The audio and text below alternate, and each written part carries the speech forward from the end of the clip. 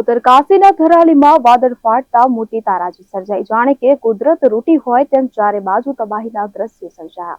હિમાચલ પ્રદેશમાં છેલ્લા 2 દિવસથી ચાલી રહેલા ભારે વરસાદને કારણે સામાન્ય જનજીવન ખોરવાઈ ગયું છે. ઉત્તરકાશીના ધરાલી ગામમાં વાદળ ફાટવાની ઘટના બાદ વ્યાપક વિનાશ થયો છે. અત્યાર સુધીમાં 4 લોકોના મોતની પુષ્ટિ થઈ છે, જ્યારે અનેક લોકો હજુ પણ લાપતા છે. આ કુદરતી આફત વચ્ચે રાહત અને બચાવ કામગીરી યુદ્ધના ધોરણે ચાલી રહી છે. ત્યારે હાલ શું છે સ્થિતિ, આવો જાણીએ.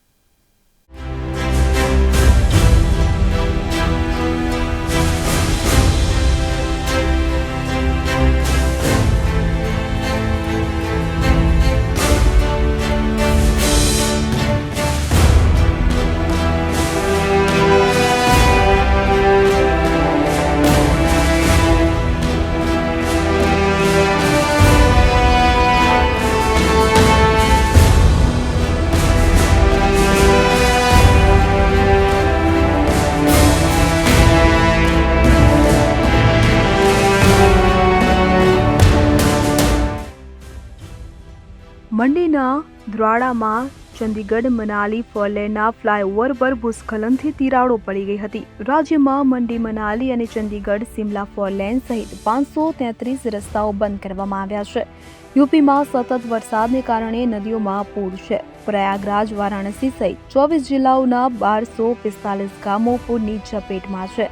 વરસાદને કારણે અત્યાર સુધીમાં 360 ઘરો ધરાશાયી થયા. છેલ્લા 2 દિવસમાં પૂર અને વરસાદ સંબંધિત અકસ્માતોમાં 16 લોકોના મોત થયા છે.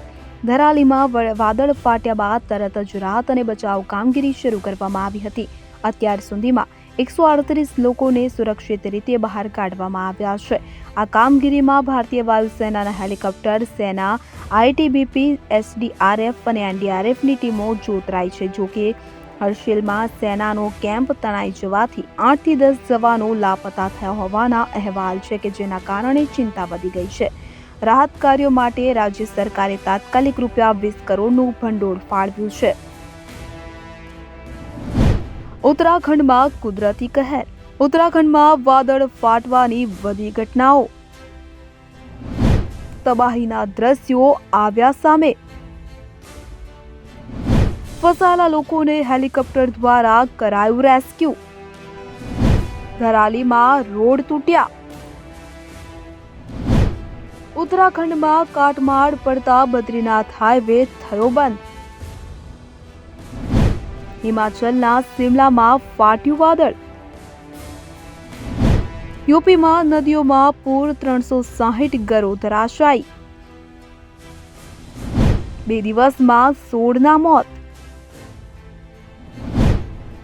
બિહાર, ઝારખંડ સહિત 12 રાજ્યોમાં વરસાદ માટે ઓરેન્જ એલર્ટ.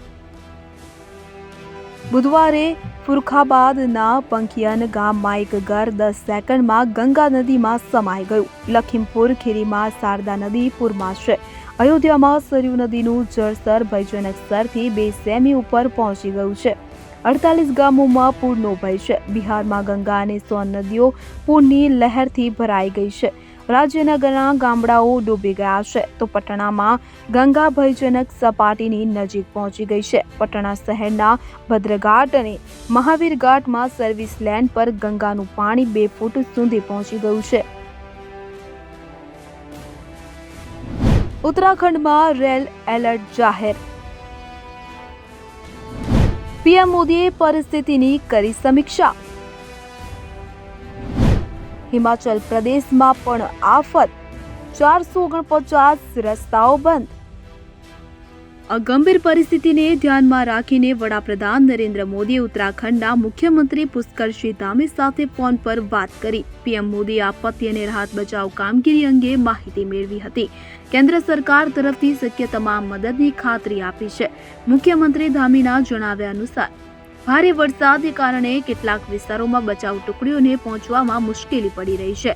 મનેરી અને ભટવાડી પાસે ભૂસ્ખલનને કારણે રસ્તાઓ બંધ થઈ ગયા છે, જેનાથી બચાવ કામગીરી પર પણ અસર પડી રહી છે. કુદરતી આપદા વચ્ચે હવામાન વિભાગે ઉત્તરાખંડમાં રેડ એલર્ટ જારી કર્યું છે. આગામી 24 કલાકમાં ભારે વરસાદની આગાહીને પગલે 9 જિલ્લાઓમાં સ્કૂલ કોલેજો બંધ રાખવાનો આદેશ આપવામાં આવ્યો છે. દહેરાદૂન, બાગેશ્વર, ટિહરી, ચમોલી, રુદ્રપ્રયાગ, ચંપાવત, પૈડી અને અલ્મોડા જેવા જિલ્લાઓમાં પણ રેડ એલર્ટ આપવામાં આવ્યું છે. ઉત્તરકાશી અને પિથોરાગઢમાં તંત્રને એલર્ટ રહેવાની સૂચના આપવામાં આવી છે, કારણ કે સતત વરસાદને કારણે પૂર અને ભૂસ્ખલનનો ખતરો વધી ગયો છે. ભારે વરસાદને કારણે કેદારનાથ યાત્રા પણ સ્થગિત કરવામાં આવી છે. બાગેશ્વરમાં ગોમતી અને સરયુ નદી ગાંડીતુર બની છે. અલકનંદા નદી ખતરાના નિશાન પર વહી રહી છે.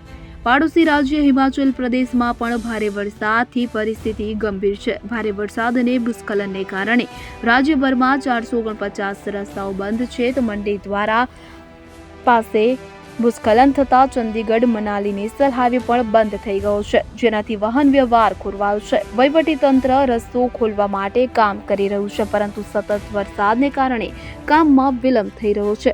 હવામાન વિભાગે હિમાચલમાં 11 ઓગસ્ટ સુધી વરસાદનું એલર્ટ આપ્યું છે. લોકોને બિનજરૂરી મુસાફરી ટાળવા અપીલ કરવામાં આવી છે. હવામાન વિભાગે બિહાર, ઝારખંડ સહિત 12 રાજ્યોમાં વરસાદ માટે ઓરેન્જ એલર્ટ અને ઉત્તરાખંડ અને હિમાચલ પ્રદેશ સહિત 11 રાજ્યોમાં યલો એલર્ટ જારી કર્યું છે. કોઈ પણ રાજ્યમાં રેડ એલર્ટ જાહેર કરવામાં આવ્યું નથી.